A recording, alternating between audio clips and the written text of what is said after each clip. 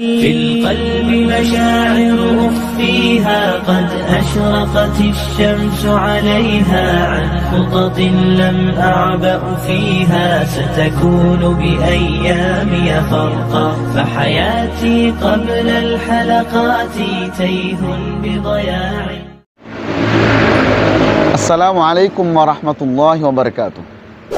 Bismillah, alhamdulillah, wassalatu wassalamu ala sayyidina rasulillah wa ala alihi wa sahabatihi wa mawala. Teman-teman sekalian, pagi ini saya berada di depan Masjid AR Fakhruddin, masjid yang menjadi kebanggaan siapapun yang pernah singgah di UMM, Universitas Muhammadiyah Malang, baik sebagai staf pengajar, dosen, sebagai mahasiswa, atau siapapun yang pernah singgah di tempat ini. Masjid yang sangat kokoh, masjid yang sangat kuat, masjid yang dibangun terdiri dari 5 lantai. Kokohnya masjid ini menggambarkan sosok di balik nama penyematan terhadap nama masjid ini. Kemungkinan satu masjid itu disematkan nama orang ada 3 hal. Yang pertama, itu karena kuatnya finansial. Si pembangun masjid memiliki kekuatan ekonomi, keuangan, sehingga dia bisa menyematkan namanya atau membuat masjid dengan menyematkan namanya. Yang kedua, kekuatan politik. Orang yang sedang berkuasa bisa saja dia menyematkan namanya ketika masjid itu dibangun. Yang ketiga adalah karena kekuatan nama, karakter, keagamaan dari orang tersebut. Dan AR Fakhruddin ini merupakan bagian dari yang ketiga. Beliau sosok yang sangat kuat karakternya, beliau sosok yang sangat dimuliakan, sehingga pendiri dari masjid ini kemudian memiliki inspirasi untuk menyematkan nama beliau terhadap masjid ini. Kuatnya karakter beliau itu bukan karena beliau minta. Kuatnya ketokohan beliau bukan karena beliau yang menginginkan itu. Bukan beliau kemudian memintanya kepada orang-orang yang ada di sekitarnya. Kekuatan karakter, ketokohan, kepribadian beliau itu diakui oleh semua orang yang pernah mengenal beliau. Beliau juga tidak pernah mengajukan dirinya untuk orang-orang yang ada saat itu sebagai seorang pimpinan Muhammadiyah untuk menyematkan namanya menjadi nama sebuah masjid. Beliau tidak pernah. Tetapi kenapa kemudian orang-orang yang ada setelahnya menjadikan beliau sebagai tokoh yang hebat, tokoh inspiratif bagi generasi-generasi setelahnya. Kita bisa belajar dari sosok kesederhanaan beliau, betapa beliau tidak pernah menampakkan kebesarannya. Betapa beliau ingin senantiasa menunjukkan kesederhanaan di hadapan siapapun. Salah satu contoh misalnya, ketika Muktamar Muhammadiyah ke-38 tahun 68, beliau sebenarnya saat itu mendapatkan suara terbanyak untuk memimpin Muhammadiyah dan menjadi orang nomor 1 di Muhammadiyah.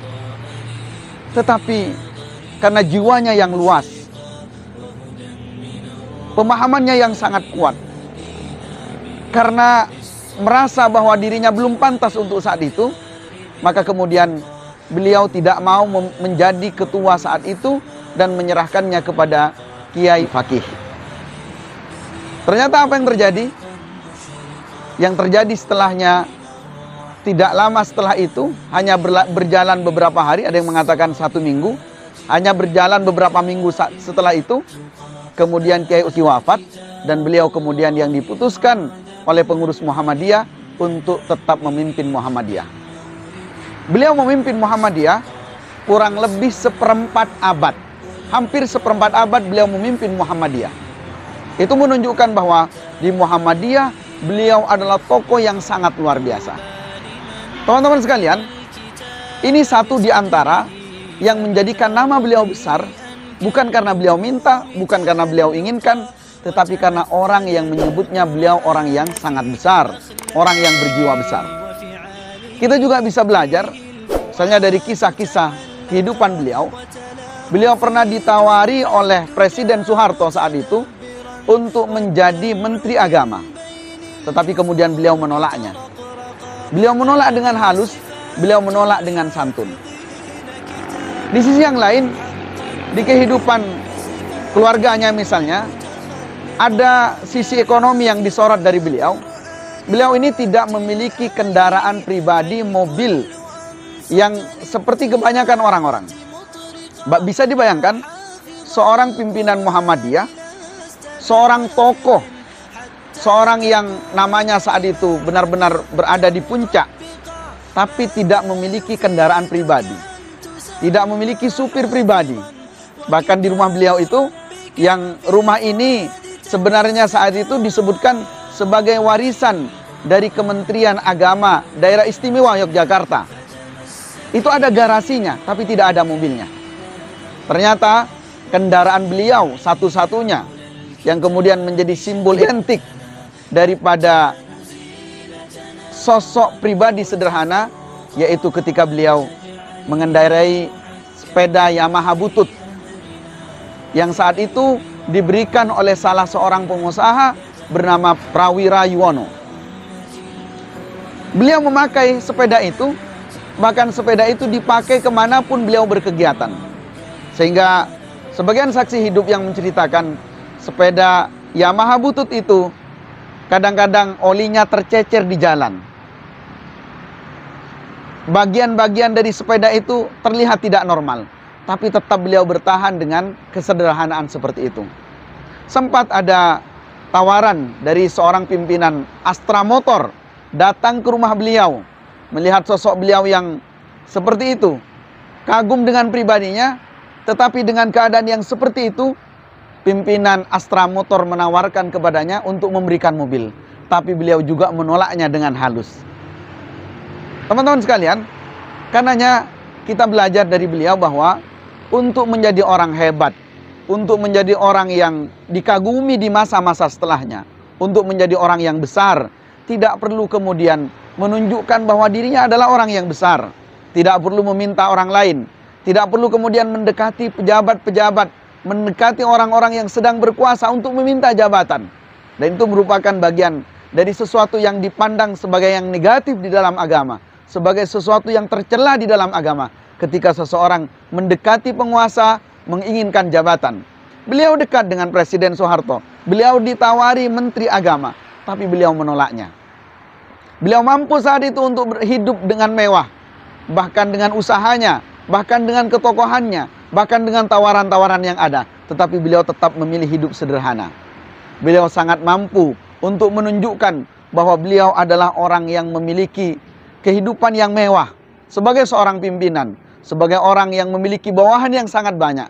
Tetapi kemudian beliau menjaga kesederhanaan itu. Sehingga apa yang terjadi?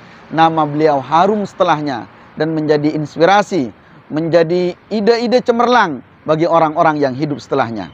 Maka mudah-mudahan kita yang menginginkan nama kita kemudian dikenang, meskipun bukan bagian dari tujuan hidup kita untuk dikenang setelahnya.